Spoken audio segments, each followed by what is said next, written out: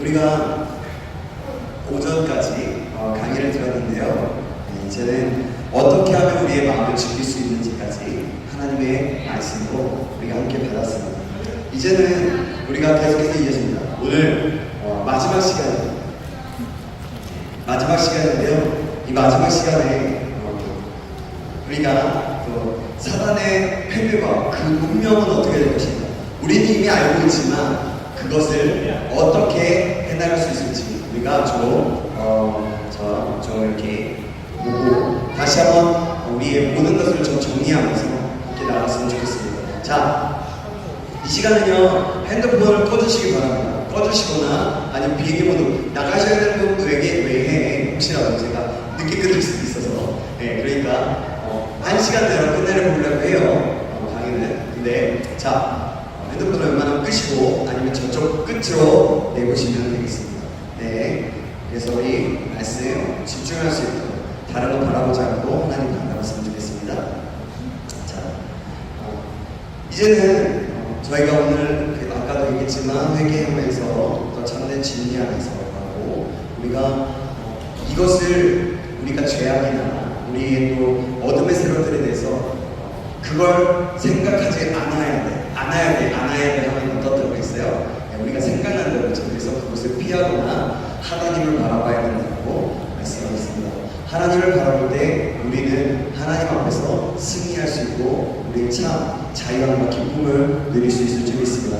자, 그럼 이제 사단의 패배와 그 운명에 대해서 우리가 좀 다시 한번 자세하게 알아보고 오늘 말씀을 통해서 우리 영적 전쟁의 전체적인 부분 어떻게 살아야 할지 그 부분과 또 이제 구체적인 하나하나를 가지고 우리가 나아가려고 해요. 어떻게 보면 정리가 될 수도 있겠습니다. 동일한 말이 나올 수도 있고요. 그러니까 한번 우리가 하도록 하겠습니다. 사단의 패배의 운명, 그 운명은 어떻게 되냐? 사단은요, 이 세상에 계속적으로 활동을 허락받았지만 그는 이미 패배한 원수라는 것입니다. 사단은요, 하늘에 있는 그 높은 지위에서 쫓겨났습니다. 에덴 동산에서는 하나님께 저주를 받았습니다. 그리고 그 후에 예수님을 시험하려고 했지만 광야에서 예수님께 완전히 패배하였고 갈보리의 십자가에서 심판을 받았습니다. 예수님이 십자가에 못 박혀 죽으심으로 동시에 사단의 머리는 크러쉬, 빠개졌습니다. 깨져버렸어요. 판결은 이미 내려졌기 때문에 사단이 받게 될 그 형벌은 피할 수 없는 것입니다. 사단은 최후의 하늘에서 쫓겨나기로 계시록 12장에 말씀하고 있습니다. 그렇게 되어 있습니다. 그 사단은 무적에게 다칠 것이고 결국은 불못에 던짐을 당할 것입니다. 이것이 사단의 최후입니다. 승리는 이미 우리에게 확정된 것입니다. 우리는 이미 이긴 승리를 그저 취하기만 하면 되는 거예요. 사단은 여러 성경 중에 창세기와 요한계시록을 싫어해요. 왜 그러냐면 창세기는 사탄의 근원에 대해서 말하고 있고요. 그리고 요한계시록은 사탄이 결과적으로 어떻게 될 것인가, 마지막 최후에는 어떻게 될 것인가에 대해서 설명하고 있기 때문에 하나님의 메시지로서 아주 명확하게 나와 있기 때문이죠. 우리가 주의해야 할 것은요, 사단과 귀신들의 활동과 세력에 대해서 알아가는 것이 하나님의 성품과 능력에 관해 알아가는 것보다 먼저 되어서는 안 된다는 거예요. 가장 먼저는 하나님을 알고 그 다음에 적에 대해서, 사단에 대해서 알아야 한다는 것이죠. 그렇습니다.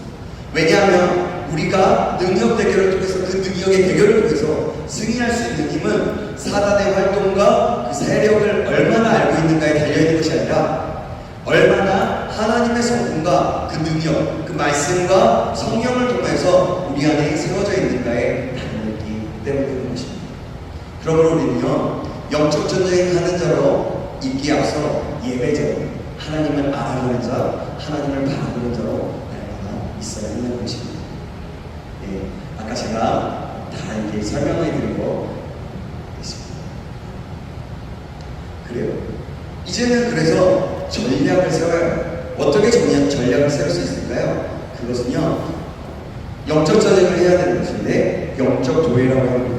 영적 도회라고 하는 건 뭐냐면 스피리추얼 랩핑이라고 해서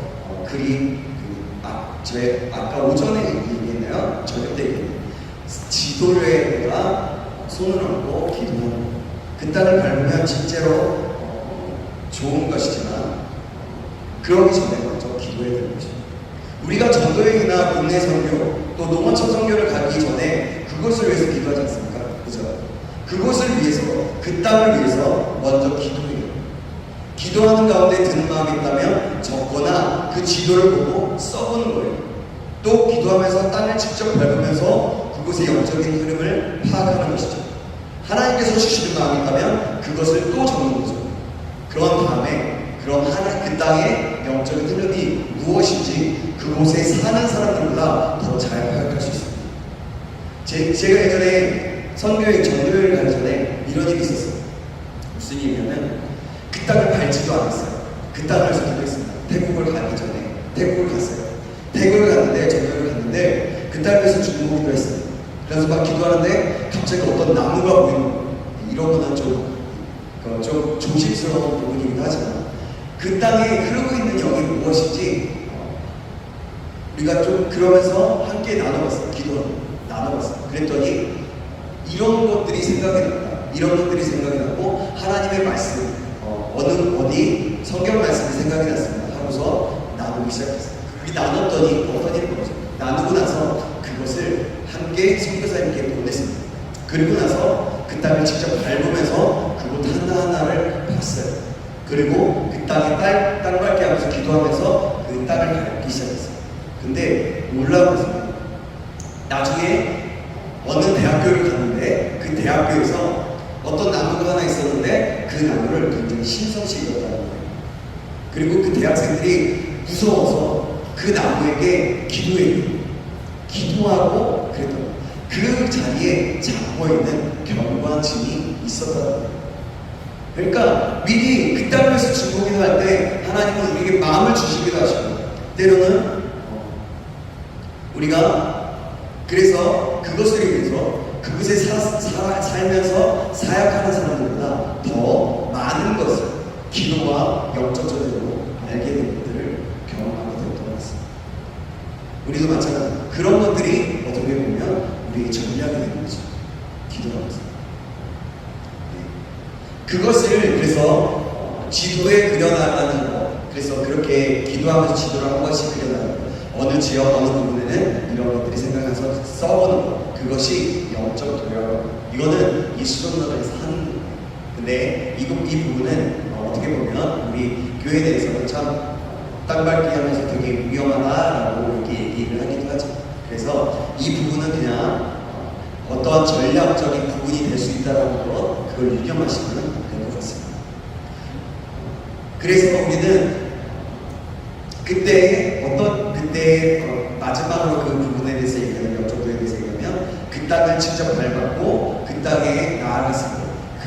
그곳에 있는 전도를 그 땅에 전도를 했을 때 그 대학생들을 만났을 때 그들의 두려움과 그들의 생각들과 그런 진들을 파악하여서 영적으로 파악해서 전도할 수 있습니다. 그래서 한 영혼이 천하보다 귀하게 여긴다고 말씀하셨죠. 그 한 영혼이 주님 앞에 돌아오게. 그래서 우리 집회에 함께 참여하고 돌아오고 놀라운 역사가 있었어요. 그래서 그 친구가 어떻게 했냐면 나중에 주님을 헌신하며 내가 사역자로 헌신하겠다라고 그렇게 이야기했던 것들이 기억에 없습니다.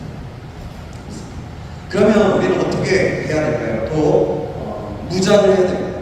어떻게 무장을 해야 될까요? 전쟁을 하기 위해서는 군복을 입고 전투구를 쓰고 총을 들고 수류탄을 달고 그리고 무장하는 것처럼 우리가 영적인 군사들인 우리도 마귀의 괴계를 능히 대적하기 위해서 하나님의 전신갑주를 입어야 합니다. 특히 악한 시험이 될 때 능히 사단을 대적하기 위해서는요 하나님의 전신갑주를 취해야 되는 것입니다. 우리는 언제나 어떤 환경 속에 영적으로 도덕적으로 시험받게 될지 모릅니다. 우리 사단은 계속해서 우리를 시험합니다. 지금도 아마 우리의 마음속에 딴 생각이나 우리의 안에 다른 것들을 바라보거나 멍때리는 이런 것들을 통해서 우리에게 전쟁을 했습니다. 우리 뭐예요? 저기 뒤에 네. 네, 그래요. 자, 잠깐만 어디까지 보지?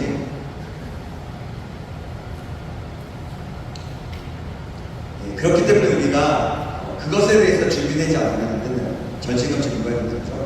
어떤 의미에서 이 전신갑주의 것들은 전부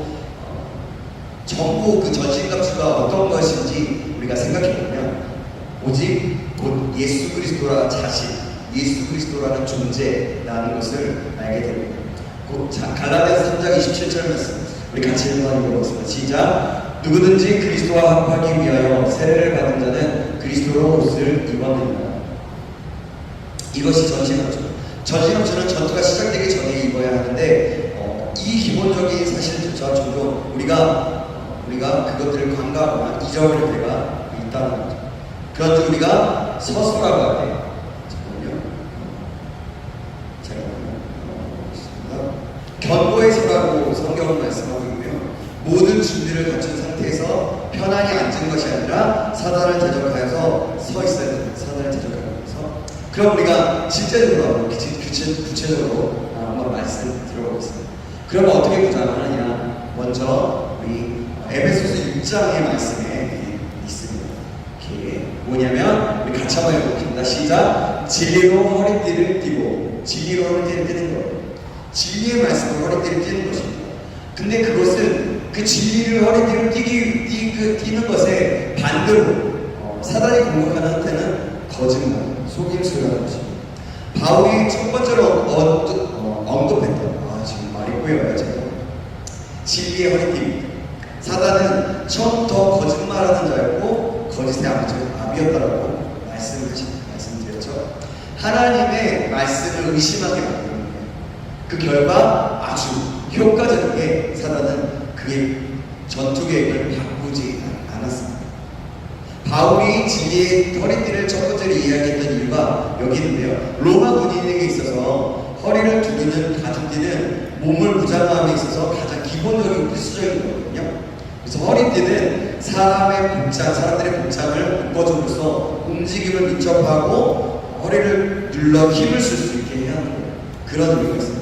바울은 우리에게 그래서 진리의 허리띠를 삼아야 한다고 말씀하는 겁니다. 그 진리란 두 가지 의미로 해석될 수 있는데요. 두 가지 의미. 하나는 뭐냐면 바로 하나님의 말씀. 우리가 아까도 들었죠? 하나님의 말씀. 그리고 어떤 것이냐면 우리의 내적인 진실함과 정직함을 볼 수 있겠습니다. 시편 51편 6절에 보면 보소서 주께서는 중심이 진실함을 원하시오니 내게 지혜를 능히 가르치시리이다. 주님께서는 그 중심의 하나님을 말하면 신실함이라고 볼 수 있는데요. 그런 진실함을 가지고 있다. 중심으로부터 진실한 사람, 근본적인 동기와 태도가 진실한 사람을 원한다. 그래서 우리의 내면의 근본적인 동기를 진실된 마음, 겸손하고 진실된 마음으로 가져야 된다는 거죠.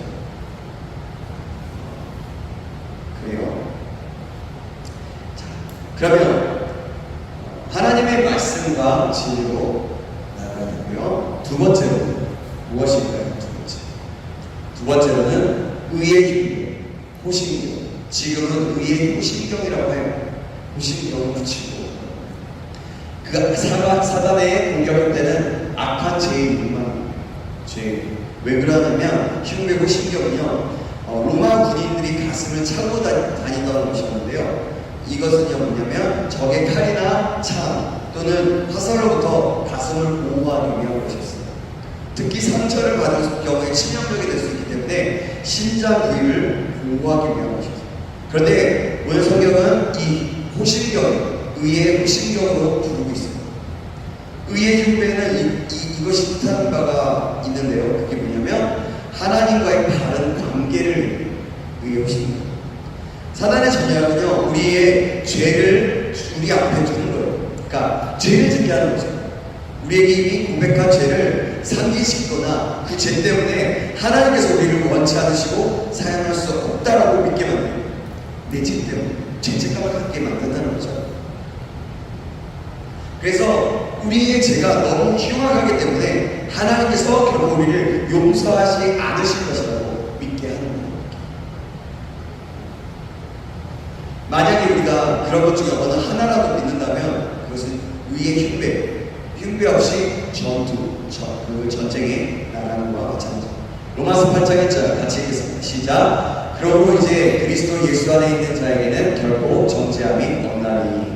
그리고 다음 절 읽어볼게요. 시작. 누가 능히 하나님께서 택하신 자들을 고발하리요 의롭다 하신 이는 하나님이시니. 또 한 구절 말씀 읽어보겠습니다. 시작. 누가 정죄하리요 죽으실 뿐 아니라 다시 살아나신 이는 그리스도 예수시니 그는 하나님 우편에 계신 자요 우리를 위하여 간구하시는 자십니다. 하나님의 은혜로 인해서 우리는 예수님께서 십자가에 달리심으로 그리고 예수 그리스도를 믿는 그런 단순한 믿음으로 우리가 의롭다함을 받는 거예요. 자기 자신의 의가, 내 자신의 의가 아니라 하나님의 의, 그러니까 하나님의 옷으로 입힌 예수 그리스도의 은혜로만. 그래서 하나님 앞에서 정죄함을 받지 않고 인정을 받는다는 것. 이것이 참소, 사단의 거짓말, 참소에 하는 그 양심의 가장 근본적인 방어가 되는 거예요. 그래서 이게 의의 효심경이라고 말할 수 있는 거죠. 이것은 결국 뭐냐면 하나님과 관계를 맺는 그런 부분이라고 볼 수 있습니다. 그래요? 이것처럼 우리가 하나님과의 관계처럼 더 훌륭한, 아주 좋은 우리 보호막은 없어요. 자, 그래요. 자, 의의 두 번째, 의의 호심경에서 의의 두 번째 의는 의로운 삶을 말하는데요. 성경에서 의는 항상 관계 안에서 설명되어지고 있어요. 그래서 미움, 다툼, 시기, 질투, 죄를 지을 때마다 고백하고 용서받아야 하는 것입니다. 그렇지 않으면 마귀가 침투에 들어오게 되기 때문이죠. 계속해서 반복되는 말씀인데요. 우리가 같이 또 에베소서 4장 25절, 24절, 25절 제가 24절, 여러분이 25절 읽어주시겠습니다. 하나님을 따라 의와 진리의 거룩함으로 지으심을 받은 새 사람을 이루라.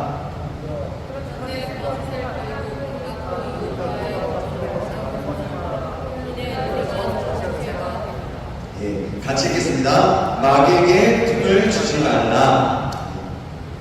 여기서 틈은 그리스도인의 삶 가운데서 존재하는 그 죄. 아까도 제가 다뤘던 부분인 것 같은데요. 그 기회라고 볼 수가 있어요. 우리가 죄를 짓게 되면 결국 그 틈을 공식적으로, 합법적으로 사단은 와서 그 죄를 통해서 역사하게 됩니다. 그 죄 가운데 거하게 되면 아주 합법적으로 하나님의 보시는 안에서 그 일을 행하게 됩니다.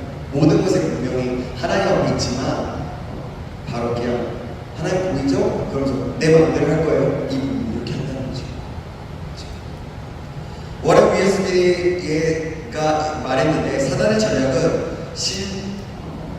신자가 그 삶에서 어떤 죄가 자리 잡히도록 한다면 그는 사단이 그의 삶에 들어오는 교두보를 놓고 거점을 잡는 기회를 제공하는 것입니다. 그렇게 되면 사단은 이 기회를 이용해서 그의 삶에 침입하여 다른 영역도 장악할 것입니다. 라고 말했습니다. 그렇습니다. 죄는 적이 들어올 수 있는 그런 아예 열린 문이 되는 거예요. 열린 문. 문이 열리면 사람들이 왔다 갔다 모든 것이 다 왔다 갔다 할 수 있죠. 그렇죠? 우리의 부정은 그래서 우리가 부정할 수 있는 것은 용서하는 삶, 용납하는 삶입니다. 죄를 짓는 것이 아니라 그런 거죠. 하나님 앞에 믿음으로 의롭다함을 받았다는 그 확신과 내가 지금 의롭게 살고 있다는 확신은 사단의 지적 공격 앞에서 우리를 견고하게 지켜주는 그런 갑옷과 같은 역할을 하게 됩니다. 자, 포인트만 잘 이해하시고 알면 될 것 같아요. 세 번째로 뭐냐면 평안의 몸에 준비한 것으로 신을 신고 그 공격 때는 뭐냐면 아니하고 게으른 사람이에요. 저 복음을 전하지 못하게 하는 거죠. 그래서 내가 괜찮아.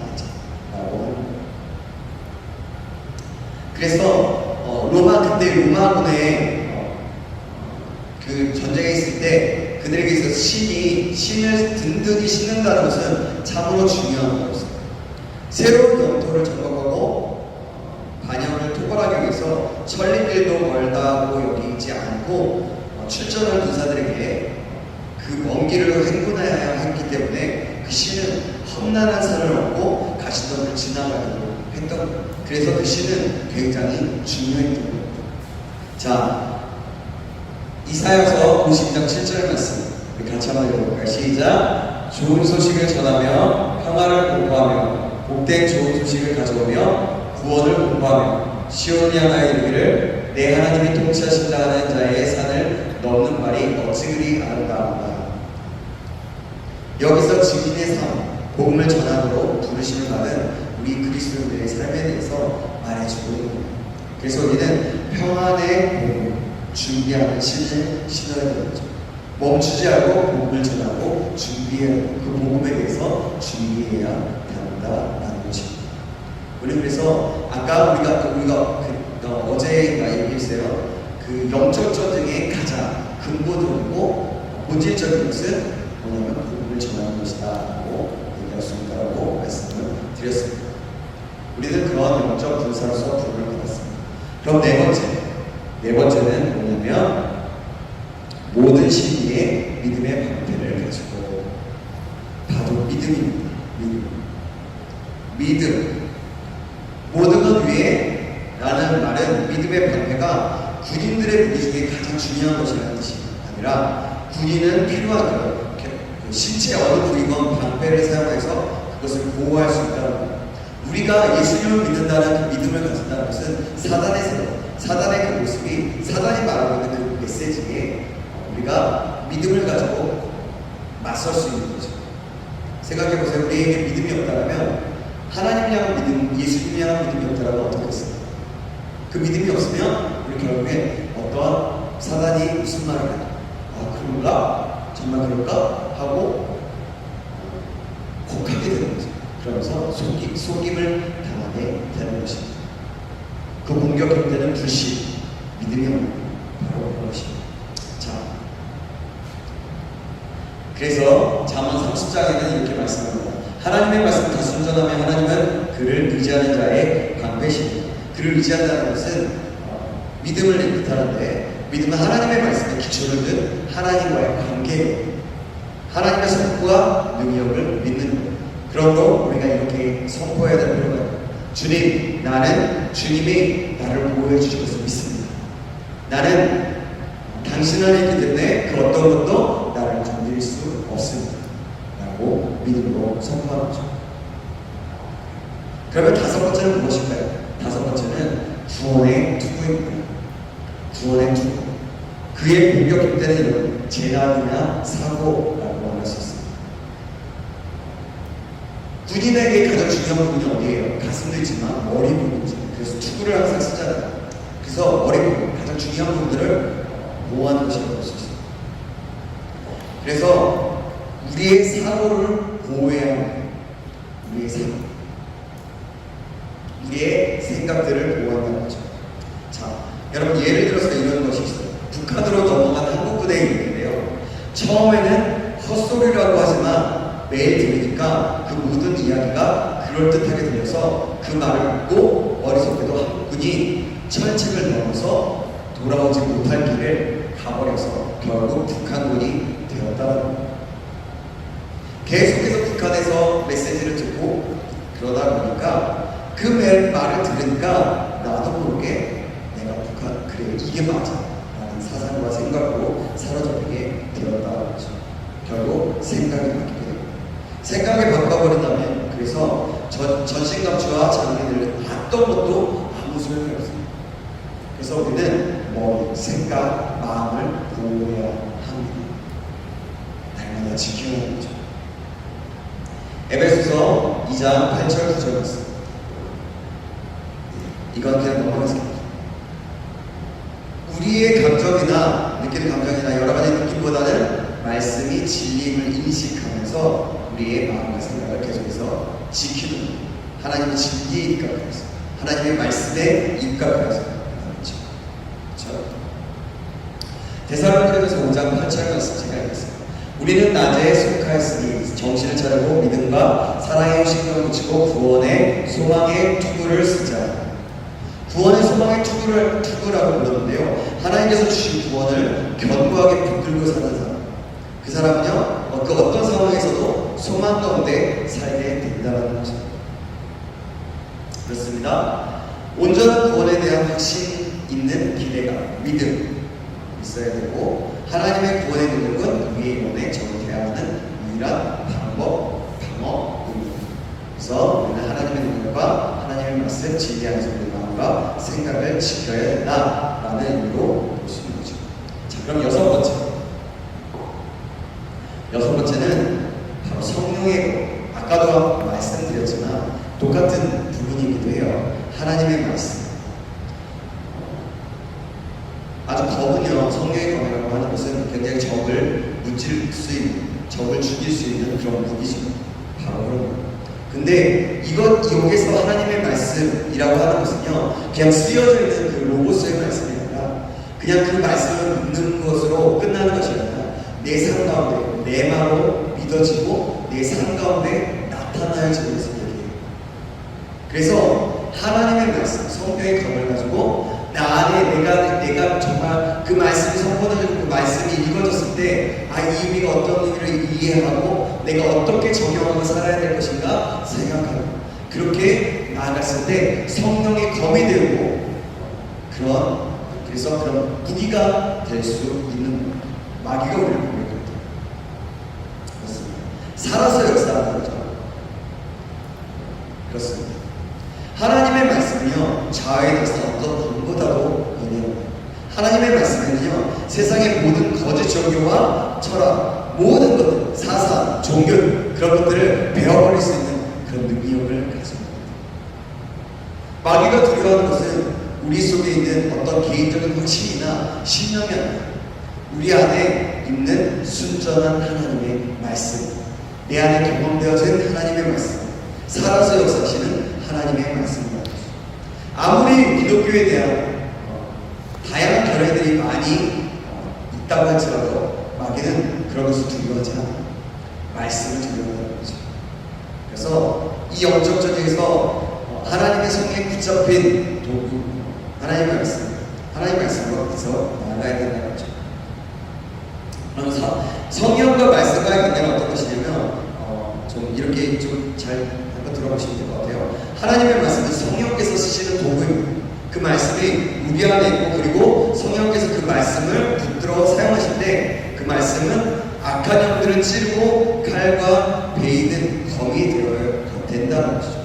그렇기 때문에 말씀의 검을 준비해야 되는 것이고, 그 검을 준비했을 때 성령께서 쓰게 된다는 겁니다. 자, 그래요. 이렇게 넘어가면 될 것 같아요. 자, 일곱 번째 같이 읽겠습니다. 시작. 모든 기도와 간구로 하되 의시로 성령 안에서 기도하고. 전신갑주 중에 마지막 강력한 무기는 성령 안에서 기도하는 거예요. 기도가 우리의 모든 영적 싸움에서 가장 넘치는 거예요. 여러분, 찬양이 넘치고 말씀이 넘치고 있지만 기도가 부족하다면 그것은 우리가 성령께서 쓰시는 도구로서 사용되기 어렵습니다.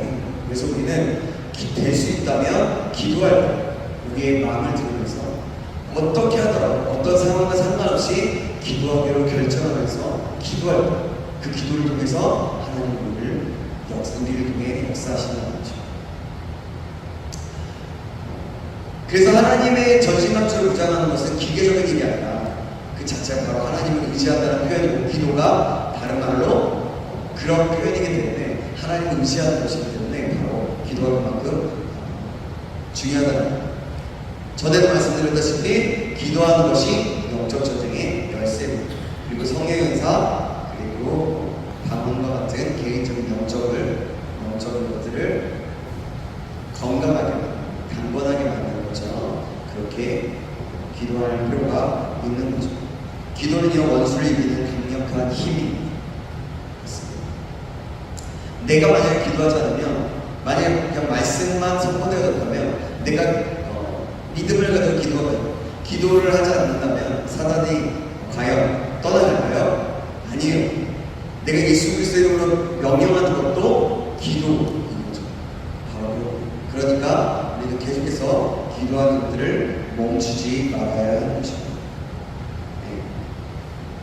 그러면 우리는 그래서 기도를 통해 하나님의 전신갑주를 매일 입어야 하고, 우리 청년부가 매일 우리 수련회를 위해서 한 달 전부터 10시마다 기도했던 것처럼 그 기도는 굉장히 중요합니다. 그래서 그 기도 10시마다 기도했던 것처럼 우리가 날마다 하루의 시간을 떼서 기도하는 그런 시간을 갖는 것, 그것도 굉장히 우리 삶에 굉장히 중요한 것이고 영적인 의미가 될 수 있습니다. 그러면 우리는 어떻게 해야 합니까?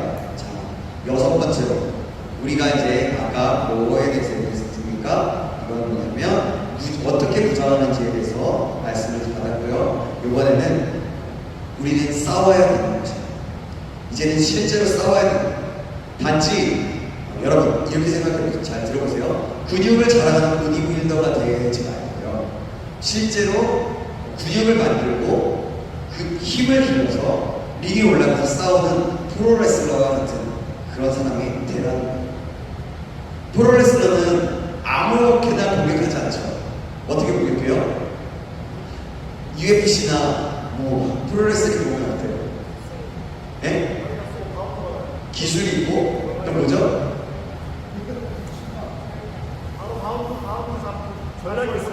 네, 그래요. 상대방이 그냥 허점을 노리고 그리고 국수를 칠 때까지 기다리고 있다가 한 방 딱 매기죠. 권투도 마찬가지. 잽을 조금씩 매기다가 한 번에 팍 치면 제대로 맞으면 그게 다운되는 거죠. 그런 것처럼.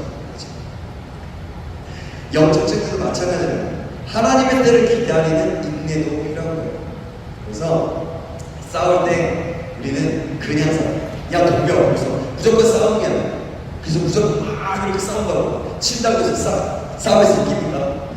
그렇지 않잖아요. 진짜 잘 싸우는 사람은 딱 있다가 한번 치는 거 피하다가 근데 빡 때리잖아요. 그러잖아요. 영적적이게 참여한 그리스도의 군사가 꼭 알아야 할 사실들이 있는데 또 그것이 뭐냐면, 자, 사단의 능력은 제한되어 있다. 아까도 그 전에 말씀드렸죠. 천사의 그 능력밖에 없다라고 말씀드렸습니다. 놀라운 힘을 발휘할지라도 사단의 능력은 제한되어 있습니다. 모든 소유물이 이 세상에 그 가운데 있더라도 그것은 제한된다는 거죠. 또 둘째로 뭐냐면 예수 그리스도의 그는 완전히 패배되었습니다. 이건 우리가 저기 한번 얘기했던 부분을 정리하면 나가는 거예요. 세 번째로 패배자가 지금 정리했어요. 패배자 사단은 우리 그리스도인에게 이빨 빠진 사자나 독사와 같은 존재입니다. 사단이 그런 존재입니다. 우는 사자는 두려움을 주기 위함. 근데 그 사자는 보면 늙은 사자들이 많이 나라는 거 같이 들었던 것 같은데요. 어쨌든요, 이빨 빠진 사자는 이빨 빠진 사자, 이빨 빠진 독사와 같은 거죠. 아무리 뱀이 이가 빠지면 어떻게 돼요? 아무리 불어도 아무것도 안 되잖아요. 그죠? 상처는 좀 나올 수도 있지만, 그죠? 그래요. 그러면 우리에게 주신 하나님의 권세가 무엇인지, 그리고 그것을 어떻게 사용하는지 알아보겠습니다. 우리가 이것도 정리해 가면서 보는 거예요. 자, 그것은 우리의 기초가 되는 하나님의 말씀입니다. 자, 성령의 너무 말씀을 가자. 두 번째로 예수 그리스도의 이름입니다. 예수 그리스도의 이름이 우리의 권세이죠. 예수 그리스도의 이름을 믿고 예수 그리스도의 이름으로 나아갈 때 우리는 승리하고 예수의 권세를 사용할 수 있는 거예요. 세 번째로는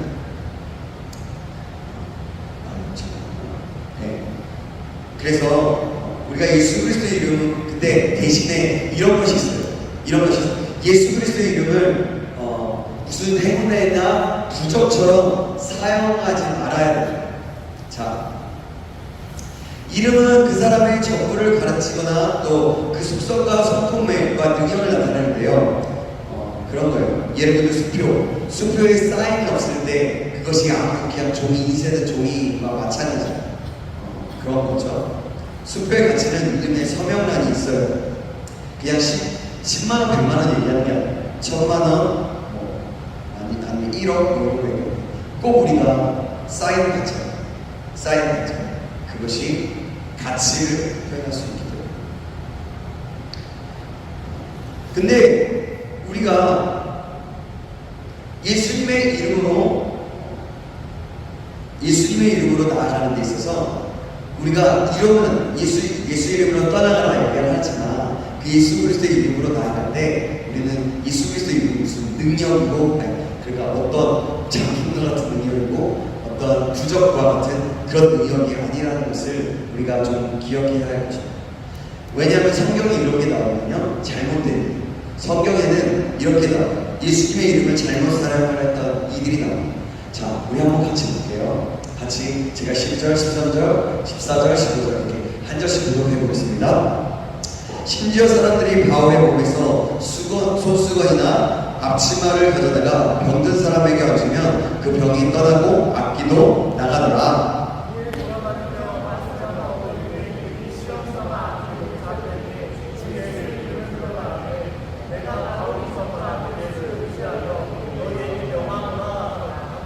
유대의 한 제사장 스게와 7 아들도 이 일을 행하더니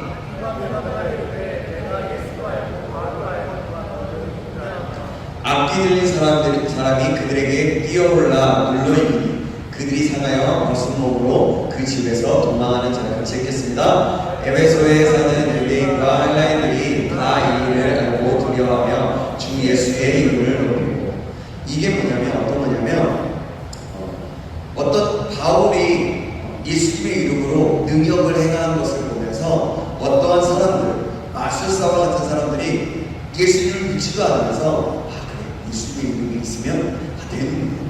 그래서 예수님의 이름으로 마귀들을 물리치려고 했는데 야 나는 바울이라고 예수님도 알고 너는 대체 누구냐 거예요. 그러니까 이렇게 똑같이 무조건 따라한다고 해서 되지 않는다. 이게 잘못 사용했다는 거죠.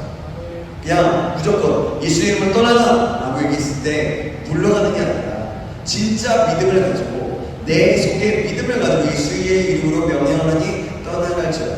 떠나갈 것을 믿으면서 떠나가라고 하는 거예요. 그럴 때 마귀가 물러가는 거예요.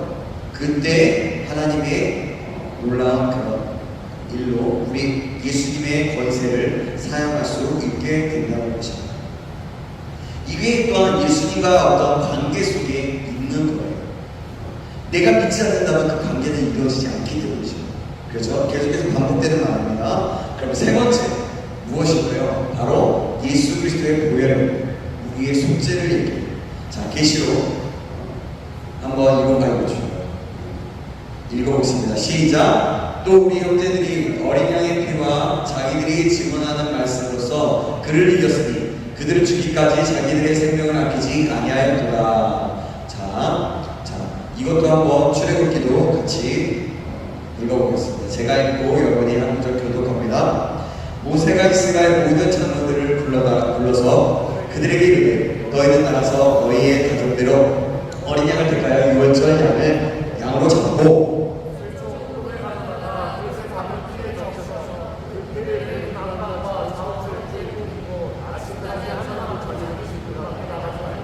같이 있습니다. 여호와께서 애굽 사람들에게 재앙을 내리려고 지나가시는 때에 문인방과 자원설주의 피를 부으시면 여호와께서 그분을 넘으시고 멸하는 자에게 너희 집에 들어가서 너희를 치지 못하게 하실 것입니다. 아멘. 뭐냐면 여기서 말하는 것은 우리 어린 양의 피 예수 그리스도의 피를 얘기하고 여기서 유월절 양을 잡는다는 것은 출애굽 시대 그거 10번째 재앙 유설주의 어린 양의 피를 발랐을 때 넘어갔다는 거죠. 패스오버였다는 거죠. 그게 뭐냐면 유월절 어린 양의 피, 그 바로 예수 그리스도의 보혈의 피를 상징하는 것이었어요. 이 어린 양의 피는요, 십자가에서 예수의 피로 보호한다는 것은 기도의 용사들이 오랫동안 사용하는 중보 기도의 한 전략입니다. 어떤 사람을 위해서 예수의 피로 보호하는 것, 그것은 원수, 그 마귀에게 그들의 한계를 확실히 인식시킨다는 것. 문설주에 어린이 있는 어린 양 피로 인해서 죽음의 사례가 그 집안을 건드릴 수 없었던 것도 그런 겁니다. 그래서 여기 출애굽 시대에 성경은 구체적으로 얘기하고 있지만 않지만 출애굽 시대에 분명히 문설주에 피를 발랐던 애굽 사람들도 있었을 것이라고 추정하거든요. 그렇게 추정을 하고 있어요. 외국인, 그러니까 이방 사람들도 그랬다라고 추정하고 있어요. 근데 그거는 추정일 뿐이지만 왜냐하면 이스라엘 백성들과 함께 출애굽하고 같이 나갔던 사람들이 분명히 있었기 때문에 그렇게 추정돼요. 그래서 그 피를 발랐던 사람들은 다 살아났다는 거죠. 그래서 원수 마귀는요, 예수님의 흘리신 피로 인해서 자기의 설 곳을 잃어버리게 됩니다. 더 나아가 예수님의 보혈은 마귀를 멸하고 우리에게 승리를 가져다 주는 거죠. 그래서 이런 얘기를 하는 거예요. 하나님 아버지, 우리 예수 그리스도의 보혈로 덮습니다. 하나님 이곳을 덮습니다. 이곳에 임재하시고 이곳을 다스려주시며 하나님의 은혜로 채워주셔서 기도합니다. 바로 그것이 우리를 보호하는 어떤 보호막과 같은 것이 될 수 있다는 것이죠. 네 번째는 무엇이냐면 성령의 능력입니다. 같이 읽어볼까요? 시작. 그러나 내가 하나님의 성령을 힘입어 귀신을 내어 쫓아내는 것이며 하나님의 나라가 이미 너에게 임하였느니라. 성령의 능력으로 하나님의 성령을 힘입어 귀신을 쫓는 것이며 하나님의 나라입니다. 그래서 성령의 능력으로 우리는 이렇게 우리가 함께 나아가 싸울 수 있는 것입니다. 다섯 번째로 어떤 것이냐면 매기와 풀기. 뭐냐면 예수 그리스도에 안에서 매고 푸는 거예요. 자, 한번 말씀을 읽어볼까요? 자, 베드로에게 하신 말씀이에요. 네, 같이 읽어보겠습니다. 시작. 내가 천국 열쇠를 내게 주리니 내가 땅에서 무엇인지 매면 하늘에서도 매일 것이고 내가 땅에서 무엇인지 풀면 하늘에서도 풀리리라 하시고 또 12장 22절 말씀드리겠습니다. 시작. 사람이 먼저 강한 자를 결박하지 않고서야 어떻게 그 강한 자의 집에 들어가 그 세간을 강탈하게 하느냐. 결박한 후에야 그 집을 강탈하리라. 이게 뭐냐면 어떤 거냐면 예수님께서 마귀를 쫓을 때 하신 거예요. 그리고 결박한다는 말은 헬라어에 의해서 동물이 달아나는 것을 막으려고 묶거나 조이는 것을 얘기하는데 신약사전을 찾아보면 맨다라는 그 개념이 뭐냐면 강한 자의 물건을 빼앗기 전에 먼저 강한 자를 묶어야만 한다는 것으로 언급하고 있습니다. 믿는 자들은 마귀를 대적하거나 그를 묶는 권리와 권세를 가지고 있는 겁니다. 그래서 베드로가 주는 그리스도여 살아계신 하나님의 아들이십니다라고 얘기했을 때 예수님께서 베드로를 축복하면서 혈과 육이 아니라 성령께서 그것을 가르쳐 주신다고 하면서 하는 거죠. 그래서 하늘에서 이렇게 내가 땅에서 배우면 하늘에서 배울 것이다 그런 의미를 조금 제가 설명드렸던 거죠. 그러면 푸는 것의 의미를 찾아볼게요. 이것은 뭐냐면 포로를 자유롭게 하는 것인데요. 풀다라는 것은 뭐냐면 어떤 묶거나 조인 것을 느슨하게 한다, 자유롭게 한다라는 뜻을 얘기하고 감옥을 멸한다, 건강의 회복, 속박, 병에서 자유롭게 된다라고 말을 하고 있습니다. 매는 것은 이렇게 그만 아주 묶어두는 것이라면 적을 움직일 수 없도록 압박하는 것이라면 푸는 것은 허용한다는 것인데 이것은 뭐냐면 하나님의 말씀을 사용함으로 사람으로 하여금 자유롭게 하도록 한다는 겁니다. 아까 얘기했죠? 예수님은 베드로에게 천국 열쇠를 주셨어요. 자신이 누구인지 물었을 때 아까 얘기했죠? 그래서 이 반석 위에 즉 이 계시 위에 내 교회를 세우니 농부의 열쇠가 너를 이기지 못할 것이다. 천국 열쇠를 주겠다. 베드로에게 얘기했죠. 근데 이것을 잘못 사용하는 데가 있어요. 바로 천주교예요. 베드로에게 천국 열쇠를 주었다라고 얘기하면서 뭐라고 했냐면 성 베드로라고 하면서 아주 베드로를 교황보다 우리가 교황처럼 그러니까 하나님보다 높은 어떤 존재처럼 그렇게 우상숭배하는 것들을 보게 되는 것입니다. 이 말은 누구에게 준 것이냐면 베드로에게 준 것이기도 하지만 베드로뿐만 아니라 우리 교회에게도 주신 것입니다. 그래서 우리는 이 사실을 기억하고 나아가겠습니다. 여섯 번째는 찬양입니다. 우리가 여기서 날마다 찬양하는 거예요. 자, 한번 이렇게 말씀 읽어보겠습니다. 많이 치부에 오게가 두고 간수에게 명하여 든든히 지키라 하니. 자, 시작.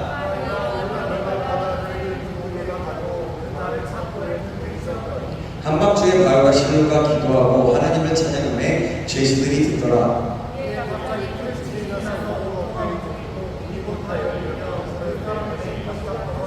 네, 그렇죠. 바로 찬양에게는 이런 능력입니다. 이런 능력. 찬양할 때 옥도가 움직이고 문이 열리는 일들이 일어나는 거죠. 그래서 찬양은 더 마음의 문을 활짝 열리는 거예요. 그래서 우리가 아까 찬양했죠. 주의 나라 무슨 주의 것에 찬양 중에 임하네. 바로 그런 의미로 그 가사를 함께 지으면서 볼 수 있습니다. 일곱 번째는 치유와 영적 전쟁입니다. 똑같은 말들인데요. 우리에게 영적, 내적인 치유는 하나님이 대적하는 영향을 깨뜨리기 위해서 우리에게 주신 중요한 전략이고, 포로된 자를 자유케 하시고 하는 그 예수님의 사역에 동참하는 것입니다. 그래서 우리가 내적 치유가 된다는 것은 하나님의 사역에 동참될 수 있는 그런 은혜를 입게 되었다는 것입니다. 기도와 영적 전쟁을 통해서 귀신에게 눌린 자를 회복시켜주는 일이 우리에게도 필요한 것입니다. 자, 찰스 크래프트 목사님이 계신데요. 그분은 뭐라고 얘기했냐면 이렇게 얘기했습니다. 자, 귀신이 들리는 것은 2차적인 문제예요. 그것은 마치 1차적으로 쓰레기가 있으면 2차적으로 쥐의 문제가 생기는 것 같다. 되게 어렵네요, 그죠? 만일 우리가 쥐를 없애려고 하면서 쓰레기를 그대로 놓아둔다면 문제는 여전히 남아있을 수밖에 없다. 그러므로 어떤 사람에게 귀신이 있든지 없든지 상관없이 우리는 1차적으로 감정적이고 영적인 쓰레기들을 치워야 합니다. 결국 죄를 치워버려야 됩니다. 옛 습관, 옛 감정, 옛 모든 것들을 치워버려야 됩니다. 이것이 어떤 그 치워버리는 그 작업이 내적 치유, 우리의 영적인 치유, 우리의 모나고 우리의 병들었던 그 영혼을 치유하는 그런 것입니다. 이 찰스 크래프트 목사님은 굉장히 그런 축기사화역이나 어떤 그런 곳에 되게 유명한 강사이시다. 그래서 이분이 가는 곳마다 놀라운 기적들이 일어난다고 합니다. 그러니까 감정적이거나 영적인 상처나 문제, 즉 쓰레기가 생기면 이게 쥐가 생기게 된다는 거죠. 이때 쥐를 아무리 없앤다고 해도 더러운 쓰레기가 그대로 있으면 쥐는 다시 나타나고 감정적인 문제들 그런 것들이 쫓아오고 쥐가 다시 나타나서 감정적인 문제를 그대로 그래서 그러니까 귀신만 쫓는 것은 의미가 없다는 거 그런 것이에요. 아까 제가 얘기했던 그런 것입니다. 자, 그렇습니다. 그래서 우리가 쫓아내는 것도 중요하지만 어떻게 관리하는가가 굉장히 중요합니다. 우리가 만약에 잘 보세요. 예수님은 복음서에서 이렇게 말씀하셨어요. 귀신이 나오고 나면 거기에 빈 공간이 생긴다고 마태복음 10장 44절에 말씀하고 있어요. 그 집은 뭐냐면 비고 소재되고 청소되어 있는 거예요. 그래서 주님께서 완전히 대청소를 하셨기 때문에 누구라도 금방 들어올 수 있는 재입주가 가능한 그런 상태를 얘기해요. 하지만 그래서 우리가 어떻게 관리해서 우리의 내면을 온전히 주님의 영으로 주님으로 우리가 채워야 된다는 것을 얘기합니다. 자, 여기까지 할게요. 자, 이 부분은 이렇게 넘어가도록 하겠습니다. 자, 그러면 이제는 좀 중요한 부분이라서 우리가 똑같은 부분일지라도 다시 한번 보겠습니다. 땅밟기와 영적 전쟁입니다. 여러분, 초반에도 여러 번 반복해서 말씀드리는데요. 모든 영적 생활은 영적 전쟁입니다. 예수님을 믿는 사람은 사는 것 자체가 전쟁입니다. 마귀를 대적하여 싸우는 그런 것이 신앙, 싸우는 것이 없는 사람은 신앙생활을 하는 사람이라고 볼 수 없는 거예요. 영적 전쟁을 하지 않는 사람, 그냥 내버려두는 사람, 그냥 방치해두는 그런 사람은 영적 전쟁을 하지 않는 사람이죠. 여러 교회가 영적 전쟁에 대한 개념이나 그 의식 없이 성도들을 가르치고 신앙생활을 하는 분들이 굉장히 많아요. 그것이 근데 굉장히 안타까운 거예요. 그래서 우리는 날마다 영적 전쟁을 해야 하는 것입니다. 날마다 쉴 새 없이 항상 자기를 정말 능력 있는 것처럼 계속 속이고 계속해서 있는 거죠.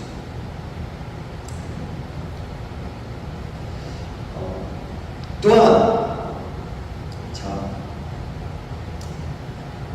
우리가 또 중요한 것이 있는데, 영적 전쟁에서 중요한 것이 있는데, 가장 중요한 것이 뭐냐면, 모든 전쟁은 전쟁의 결과가 골방에서 결판됩니다. 또 전도 현장의 역사도 신앙생활도 승리하는 직장생활도 모두 골방에서 결판됩니다. 그래서 골방은 생수의 강물같이 젖줄과 같이 예수를 믿는 사람에게는 절실한 것이고, 골방은 자기가 결단하는 결심이고 또 다짐한다고 되는 것이 아닙니다. 말씀의 기도에 영적인 교제에 빨려들어요. 이 말은 뭐냐면, 골방이라는 것은 하나님과 만나는 장소, 기도하는 장소를 얘기하는 거예요. 그래서 골방에서 모든 것이 판명난다는 거예요. 내 생활에 기도 생활이 없으면 그 모든 영적인 전쟁에서는 패배할 수 있다는 것이죠. 자, 여기 네버랜드 에 가면 여러분, 몸무게가 160kg이 넘는 호랑이가 집에서 아주 기르는 개같이 개줄에 묶여서 멍멍이처럼 사람들에게 끌려다니는 것을 볼 수가 있어요. 왜냐하면 어려서부터 사람이 주는 우유를 먹고 자라서 호랑이의 특유의 야성을 잃어버렸기 때문입니다. 어떤 목사님은 이런 얘기를 했어요. 이 호랑이를 한국교회에 비유했습니다. 한국교회를 가르쳐 잠자는 교회도 아니고 병든 교회도 아닌 길들여진 교회라고 탄식하면서 얘기했던 것이 있습니다. 누구에게 길들여진다는 말씀일까요? 바로 사단에게 길들여진다는 말입니다. 자, 그러면 우리는요, 마지막으로 나가겠습니다. 자, 이제 다른 부분을 넘어가도록 할게요. 영적할 때 전략은 이미 얘기했던 내용들입니다. 자, 넘어갈게요. 이제 마지막으로, 그럼 우리는 어떻게 살아야 되는지, 이제는 마지막 적용입니다. 여러분, 가나안 정복하려고 미리 정탐하러 갔던 12명의 정탐꾼이 있었어요. 그죠? 그 12명의 정탐꾼이 돌아왔을 때 무엇이라고 보고하죠? 제가 맨 처음에 강의 때 물어봤었어요. 기억나시나요? 10명이 말하죠. 뭐라고 얘기해요? 그 땅은 젖과 꿀이 흐른다. 하지만 그들은 아나조선이고 우리는 메뚜기와 같다. 메뚜기처럼 우리는 아주 연약하다. 이것이 뭐냐면 메뚜기 컴플렉스라는 그런 말을 하기도 합니다. 그러나 두 명은 어떻게 했죠? 뭐라고 했어요? 갈렙과 여호수아는 뭐라고 했어요? 뭐래요? 하나님이 우리와 함께하면 그들은 우리의 뭐라고요? 밥, 먹이다 라고 했습니다. 여러분, 이거 어디에서 차이가 납니까? 이미 이스라엘 백성들에게 그 가나안 땅은 주시기로 한 곳이. 근데 문제는 어떤 것이었냐면 부정적인 환경만 바라본 사람들이었어요. 더 큰 문제는 이 사실을 두고 부정적인 생각이 온 이스라엘 사람들에게 퍼지게 되고 모든 사람은 광야에서 죽게 됐습니다.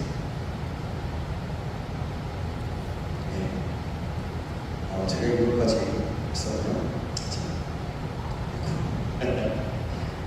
그래요.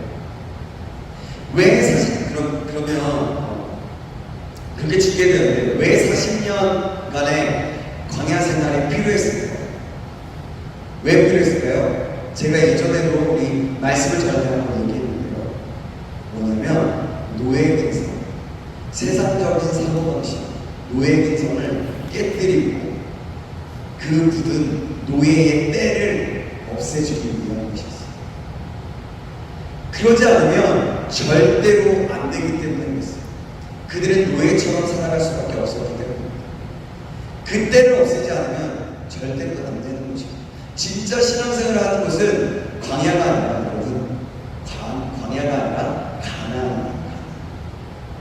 우리가 광야 같은 세상을 살아가는다고 했죠. 그것을 훈련하는 자주가 될 수 있지만 실제로 살아가는 것은 결국엔 가나안과의 싸움이죠. 가나안을 위해 광야의 시간이 있었고 40년이 지나 가나안에 들어갈 때가 왔습니다. 이스라엘 자들에게 홍해를 건널 때는 그 건널 때와 요단강을 건널 때의 차이는 뭐냐면 홍해를 건널 때는 모세가 지팡이를 들고 하나님께 부르짖었을 때 홍해가 갈라졌어요. 그러나 요단강을 건넜을 때 어떻게 했어요? 뭐냐면 먼저 발을 담궜어요. 발을 담그라고 명령하고 발을 담궜을 때 그 요단강이 갈라졌어요. 즉 여러분 이 말을 보시면 목숨을 내놓는 마음으로 가요. 왜냐하면 요단강이 굉장히 창이라 굉장히 높은 굉장히 그 기간을 먹었죠. 어쨌든 굉장히 강이 넘쳐 흘렀을 때 그때의 시간이었어요. 그렇다면 우리는 두려움에 휩싸일 수도 있지만 우리가 믿음으로 한 걸음 내딛었을 때 하나님께서 하시겠다는 것을 믿었습니다.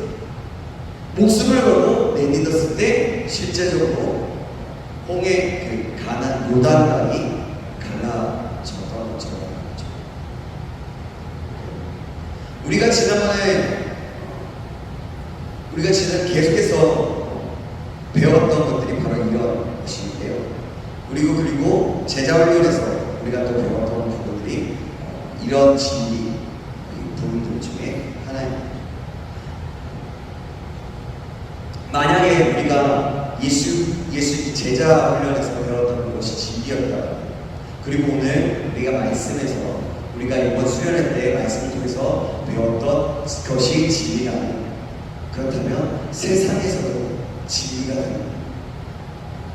그렇지 않으면 우리는 허망하게 질 수밖에 없는 이 말씀, 우리가 배운 것들이 진리였다면 그것이 우리의 삶 가운데 직접적으로 나타내어져야 한다는 이 사고, 이 생각, 이 배웠던 것들을 마음 안에 새기고 그대로 해나가야 되는 거죠. 여러분, 무엇이 가난입니까? 바로 우리가 살고 있는 이곳, 바로 이 순간, 지금 이곳이 가난입니다. 우리가 살아가는 정말 피나게 싸우는 이 세상이라는 것이 가나안입니다. 내가 살고 있는 이 가나안을 적과 꿀이 흐르는 땅으로 만들어야 됩니다. 여러분, 여리고성은 어떻게 무너뜨리죠? 주님의 음성을 듣고 믿음으로 순종하였을 때 무너졌어요. 상식적으로 생각했을 때는 무너지기가 힘들잖아요. 하루 돌아요. 이틀 돌아요. 아무 말 하지 마요. 3일 돌아요. 근데 마지막 7번째 되는 날은 7번 돌아요. 그리고 소리를 외쳐요. 여러분, 생각으로, 여러분, 우리의 기본적인 어떤 개념으로서 이것은 실제 이루어질 수 없는, 그러나 믿음으로 하나님의 주님의 음성을 듣고 순종하였을 때 여리고성은 무너지게 되었던 것입니다. 이제 거의 다 왔습니다. 우리가 믿고 순종하면서 나가는 만큼 그 땅은 우리의 땅이 되는 거예요.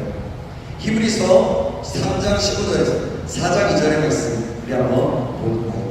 이거를 제가 읽어드릴게요. 잘 들어보세요. 성경에 읽었을 때 오늘 너희가 그의 음성을 듣거든 경노하시게 하던 것 같이 너희 마음을 완고하게 하지 말라 하였으니 듣고 경노하시게 하던 자가 누구냐? 모세를 따라 애굽에서 나온 모든 사람이 아니냐? 또 하나님이 40년 동안 누구에게 노하셨느냐? 그 그들의 시체가 광야에 엎드러진 범죄한 자들에게가 아니니 또 하나님이 누구에게 맹세하사 그의 안식에 들어오지 못하리라 하셨느냐 곧 순종하지 아니하는 자들에게가 아니니 이로 보건대 그들이 믿지 아니함으로 능히 들어가지 못한 것이다. 그러므로 우리는 두려워할지 그의 안식에 들어갈 약속이 남아있을지라도 너희 중에는 혹 이르지 못할 자가 있을까 하며 그들과 같이 우리도 복음 전함을 받은 자이다. 들은 바 그 말씀이 그들에게 유익하지 못한 것은 듣는 자가 믿음과 결부시키지 아니함이라. 아무리 이 시대의 최고의 강사 설교자가 와서 강의나 말씀을 전하더라도 믿음으로 반응하고 그 믿음을 합할 때 비로소 가능하게 바뀌는 거예요. 생각해보세요. 누가 말씀을 전하더라도 마찬가지로 내가 그것에 믿음으로 반응하고 받아들여야 한다는 것이죠. 요한일서 5장 4절에 이렇게 말씀합니다. 물론 하나님께로부터 난 자마다 세상을 이기는 세상을 이기는 승리는 이것이 우리의 믿음이니라. 아멘. 하나님의 말씀에 대한 절대적인 믿음. 갈렙이 85세 때 여호수아에게 이 산지를 달라라고 하는 것을 생각해 보십시오. 이 산지는 여러분 어디입니까? 이 산지는 기랴다라는 철벽부가 있고 개간하기 어려운 그런 땅이었습니다. 그래서 기랴다라는 바로 그런 아주 척박하고 정복하기 어려운 땅이었죠. 그러나 갈렙이 취했을 때 그 땅의 이름은 헤브론으로 바뀌게 됐어요. 헤브론이라는 땅은 뭐냐면 헤브론이라는 말은 하나님과 교제라는 뜻입니다. 잠깐만요. 여기 나오네. 네, 제가 이걸 뒤에다 넣었어야 되는데 앞에다 넣었어요. 다시 여기서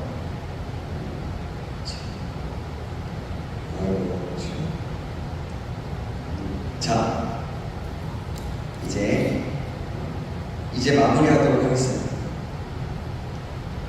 우리는 하나님을 향한 오직 하나님의 말씀에 절대적인 믿음을 가져야 합니다.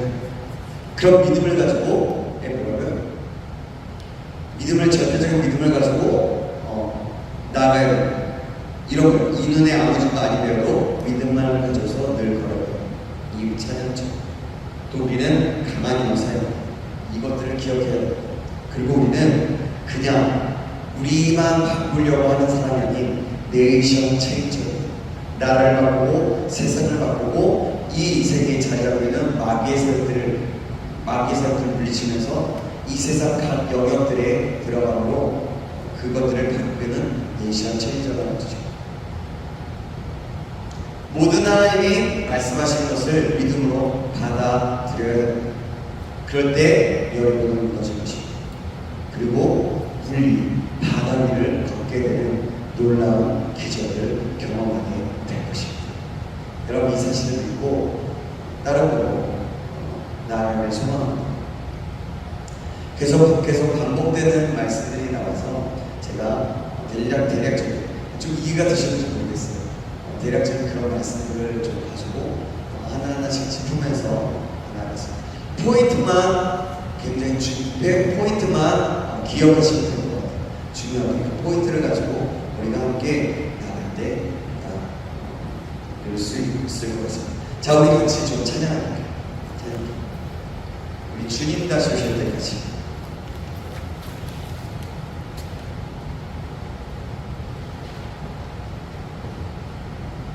주님 다시 오실 때까지 우리 찬양하면서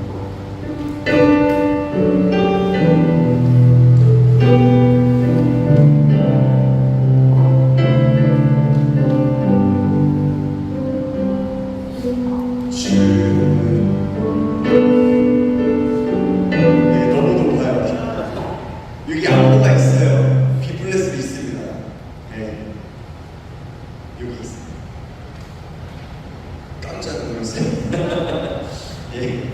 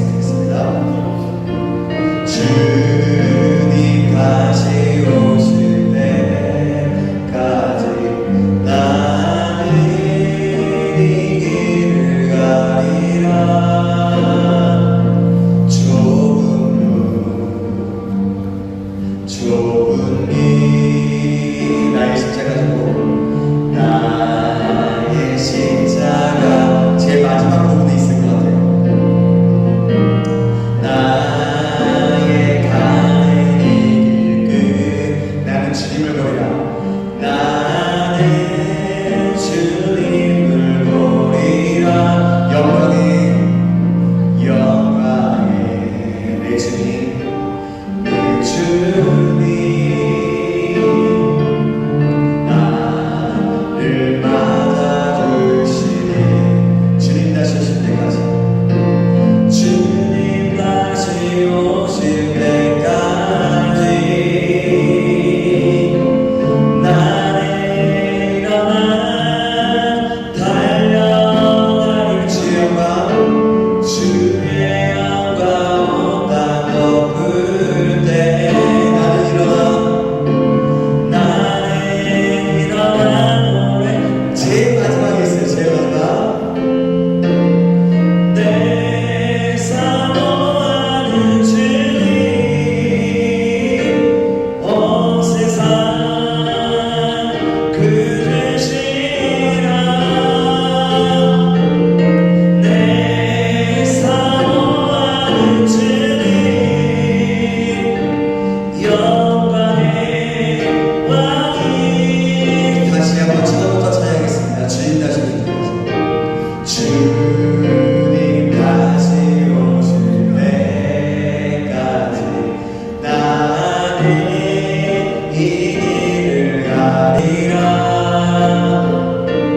좋은 님 나의 십자가 지고 나 이렇게 십자가의 짐을 다는 것이 영적 전쟁에서 승리하는 일이 되고 있습니다. 나에게는 나의 가는 이 길 끝에서 나의 주님을 보리라 영광의 내 주님 나를 맞아주시리 주님 다시 오실 때까지 주님 다시 오실 때까지 나는 일어나 달려가리라 주의 영광 온 땅 덮을 때 나는 일어나 노래하리 내 사모하는 주님 온 세상 그 되시라 내 사모하는 주님 영광의 왕이 되사 주님 내 사모하는 주님 온 세상 그 되시라 내 사모하는 주님 영광의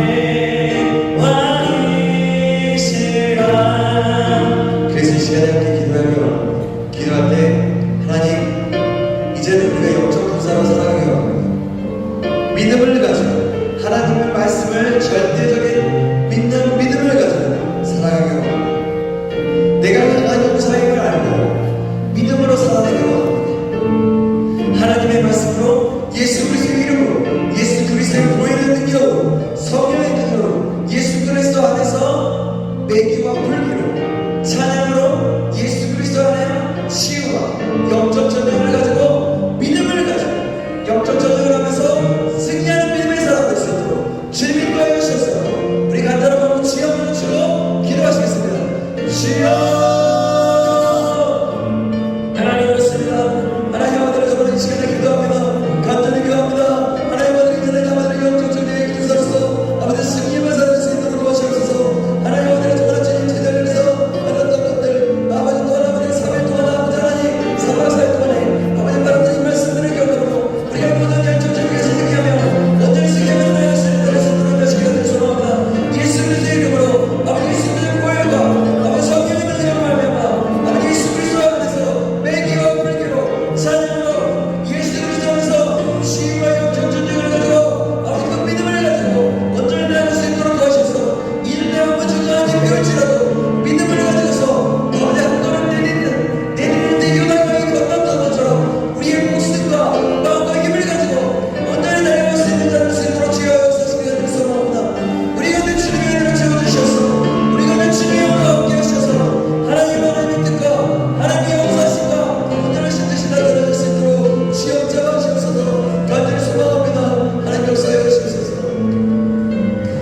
이 시간에 다시 한번 기도할 때 하나님 기도하겠습니다. 하나님 다시 한번 우리에게 성령의 충만을 얻게 하시옵소서. 성령의 능력을 얻게 하시옵소서. 내가 내 삶 속에서 아버지의 기도 골방에서 주님과 관계 속에서 주님을 만남으로 하나님과 그 성령의 주님을 만남과 동시에 그 성령의 충만함을 가지고 아버지 세상에서 승리해 나갈 수 있는 자를 할 수 있도록 인도하시길 간절히 소원합니다. 하나님 나에게 힘을 주시옵소서. 성령의 능력을 주시옵소서. 성령의 인사를 주시고 성령께서 충만하게 역사하시옵소서. 우리 다시 한번 주여 한번 치고 기도하시겠습니다. 주여 하나님 우리에게 성령의 능력을 더하시옵소서. 성령의 충만함으로 더하시옵소서. 주님께서